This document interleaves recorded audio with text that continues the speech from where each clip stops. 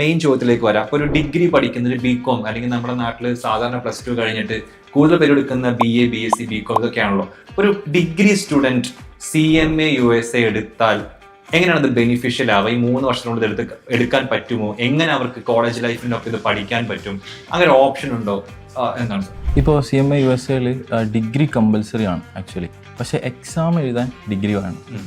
അപ്പോൾ ഈ ഡിഗ്രി പഠിക്കുന്ന സ്റ്റുഡൻസിനുള്ള ഒരു അഡ്വാൻറ്റേജ് എന്ന് വെച്ച് കഴിഞ്ഞാൽ നമ്മൾ ഈ 3 വർഷം പഠിച്ചുകൊണ്ടിരിക്കുമ്പോൾ തന്നെ എസ്പെഷ്യലി ഓൺലൈൻ ക്ലാസ്സൊക്കെ യൂസ് ചെയ്യുകയാണെങ്കിൽ, അതായത് ഓൺലൈൻ പല ആൾ തെറ്റിദ്ധാരണ ഓഫ്ലൈൻ ക്ലാസ് പഠിച്ചാൽ മാത്രമേ ഇത് പാസ്സാവുള്ളൂ എന്നുള്ളൊരു തെറ്റിദ്ധാരണയൊക്കെ ഉണ്ട്.